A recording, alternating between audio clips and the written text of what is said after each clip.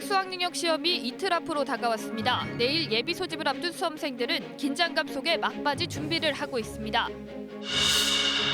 목포 대양산단과 신항일대가 국가에너지산업 융복합단지에 포함됐습니다. 에너지 산업의 불모지인 목포의 산업지역에 새로운 전기가 마련될지 주목됩니다. 남해안의 새꼬막 수확량이 지난해 10분의 1 수준으로 크게 줄었습니다. 일시적 현상이 아닌 기후변화 때문이라는 분석도 나옵니다.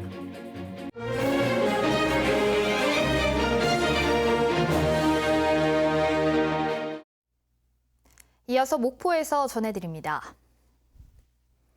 2020학년도 대학 수학능력 시험이 이틀 앞으로 다가왔습니다. 문제지와 답안지도 오늘 교육청에 도착했는데요. 학생들은 내일 예비 소집을 앞두고 긴장감 속에 막바지 시험 준비를 하고 있습니다. 보도에 최혜진 기자입니다. 2020학년도 대학 수학능력 시험지가 광주시 교육청에 도착해 보관소로 옮겨집니다. 시험지는 수능일에 각 고사장으로 배부됩니다. 수능을 이틀 앞둔 고등학교 3학년 교실은 긴장감이 가득합니다. 내일 예비 소집을 앞두고 마지막 자율학습에 집중합니다.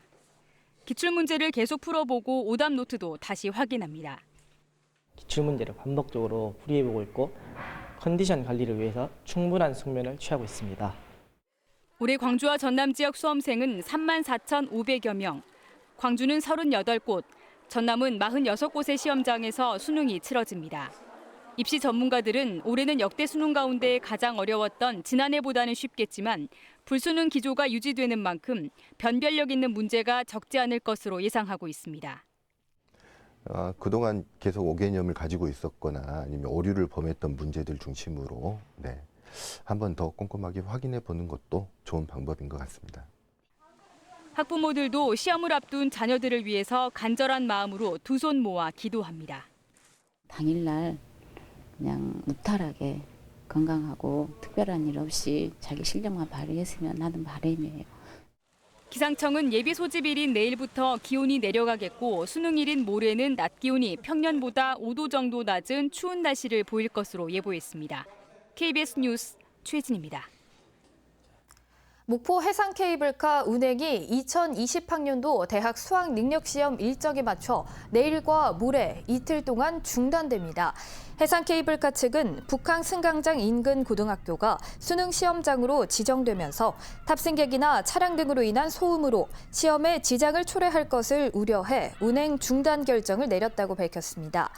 케이블카 측은 이 기간 케이블카 시설에 대한 정비와 점검, 그리고 시설물 보수와 직원 서비스 교육 등을 실시할 예정입니다. 전라남도가 학교 급식 지원 심의위원회를 열고 2020년 학교 급식에 1,174억 원을 지원하는 계획안을 확정했습니다. 지원 규모는 학교 급식 식재료 지원 사업의 경우 어린이집과 일반 학생에게 570억 원, 초중 무상급식 지원 사업은 556억 원 등입니다. 또 올해 처음 시행한 GMO 미포함 식재료 지원 사업의 경우 두부 등 기존 3개 품목에서 옥수수 콩과 식용유를 추가해 5개 품목을 지원할 예정입니다. 목포시 대양산단과 목포 신항일대가 국가에너지산업 융복합단지에 포함됐습니다. 에너지산업의 불모지인 목포에 에너지 특화 산업 육성을 위한 기반시설이 조성된다는 의미인데요. 목포시 산업지역에 새로운 전기가 마련될지 주목됩니다. 최정민 기자의 보도입니다. 2016년에 조성된 목포 대양산단. 주로 김이나 수산물 가공업체들이 입주하면서 분양률은 62% 수준에 머무르고 있습니다. 여전히 수천억 원의 빚을 상환해야 할 애물단지입니다. 이곳 대양산단과 목포 신항이 정부가 추진하는 에너지 산업 융복합 단지로 지정됐습니다. 에너지 관련 산업은 나주에 쏠리면서 목포 등 서남권은 에너지 기업을 찾아보기 힘들지만 태양광과 풍력 등 신재생에너지 산업 육성에 있어 천혜의 자원을 보유한 점이 인정됐습니다. 특히 대양산단에 들어서게 될 수소연료 전지 발전 등 다양한 형태의 에너지 자원과 시너지 효과가 기대되고 있습니다. 앞으로 서남의 대규모 해상풍력 발전단지 조성에 맞춰 대양산단은 신재생에너지 기자재와 부품 생산의 거점으로 육성되고 목포 신항은 신재생에너지 거점항으로 변모할 예정입니다. 특히 에너지 산업 융복합 단지에 기업이 입주할 경우 국가와 지자체는 물론 한전 같은 공공기관의 우선 구매 대상 자격이 부여되기 때문에 관련 기업들의 대양산단 입주가 가속화될 전망입니다. 기업 유치를 통해서 일자리 창출, 또 그다음에 지역 경제 활성화 이렇게 해서 우리 목포 지역에 침체된 목포 지역 경제를 살려나가는데 아주 크게 기여할 걸로 생각이 됩니다. 수산과 관광에 치우친 목포시의 산업지형. 목포의 미래 전략 산업에 에너지 산업이 뛰어들면서 목포가 신재생에너지 산업의 중심지로 도약할 수 있을지 관심이 쏠리고 있습니다. KBS 뉴스 최정민입니다. 전라남도가 추진하는 블루 이코노미 사업의 하나인 에너지 신산업이 중소벤처기업부의 규제 자유특구로 최종 지정됐습니다. 이번에 확정된 에너지 신산업 규제 자유특구 부지는 나주시 일대 1,900만 제곱미터로 내년부터 4년 동안 모두 390억 원이 투입됩니다. 에너지 신산업 규제 자유특구는 한국전력 등 16개 에너지 기업이 참여해 현재 전력 전송 방식인 교류보다 효율성이 높은 중압 직류를 실증할 방침입니다. 전라남도는 지난 7월 이모빌리티에 이어 이번에도 규제 자유특구로 선정되면서 1차, 2차 모두 지정된 유일한 광역자치단체가 됐습니다. 남해안 여자만에서 나는 새꼬막이 수확철을 맞았는데요. 올해 생산량이 형편없이 떨어지면서 어민들이 울상입니다. 일시적인 현상이 아니라 기후변화 때문이라는 분석도 나옵니다. 양창희 기자가 취재했습니다. 양식장에서 채취한 새꼬막이 어선에 가득 쌓여 있습니다. 안을 자세히 들여다보면 절반 이상은 속이 비었습니다. 제대로 못 자란 새꼬막이 폐사하고 껍데기만 남은 겁니다. 어민들은 유례없는 풍작이었던 지난해에 비해 생산량이 10분의 1 수준으로 줄었다고 하소연합니다.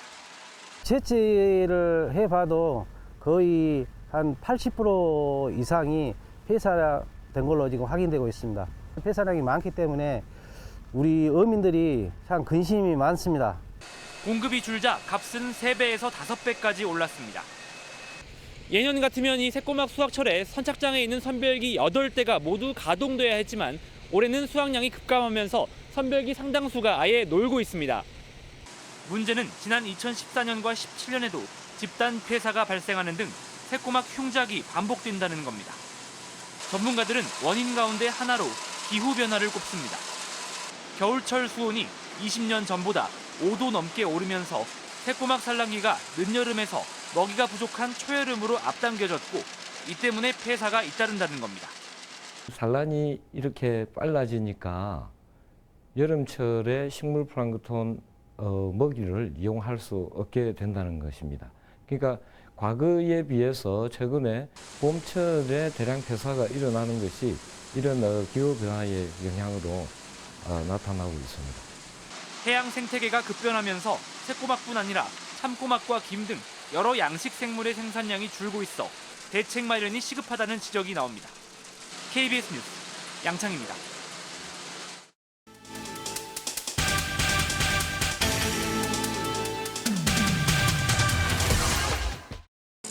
목포 섬 지역의 수돗물을 공급하는 도서 지역 상수도 해저관로 매설 사업이 이달 말 시작됩니다. 이번 해저관로 매설 사업은 북항에서 장좌도를 거쳐 율도에 이르는 총 연장 3.7km에 이르고 오는 2021년 말 사업이 완공될 예정입니다. 2019 강진산단 취업박람회가 오는 22일부터 이틀 동안 강진 실내체육관에서 열립니다. 이번 취업박람회에는 구직자를 대상으로 한 컨설팅 전문가가 1대1 상담을 제공하고 산단 입주기업 30여 곳이 참여해 구인 활동을 벌일 예정입니다. 재난재해와 주민생활 정보 등을 음성으로 알리는 전남 스마트 음성 알림이 앱이 개발됐습니다.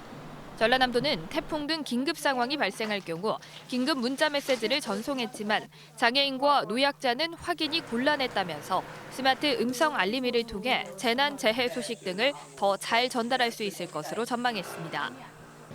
해남군이 올해 연말까지 해남사랑 상품권을 5% 할인 판매합니다. 이번에 할인 판매하는 상품권은 개인 할인 구매 한도가 연간 400만 원이며 법인과 단체는 할인이 적용되지 않습니다. 지금까지 단신 브리핑이었습니다.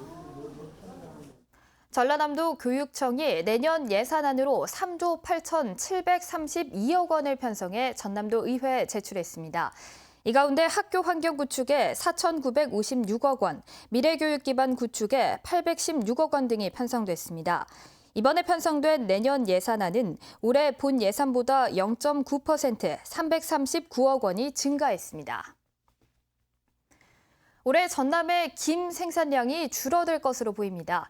전라남도는 잇따른 태풍으로 채묘시설 피해가 큰 데다 초기 작황 부진으로 올해 김 생산량은 지난해보다 47%가 감소한 9,600여 톤에 머물 것으로 전망했습니다. 전라남도는 그러나 바다의 온도가 김 성장 적정 수온인 6도 내외로 떨어지면 다시 생산량은 증가할 것으로 내다봤습니다. 한편 태풍 미탁으로 세 군데 시군에서 99억 원의 피해가 발생했던 김 채묘시설 피해 복구는 완료됐습니다.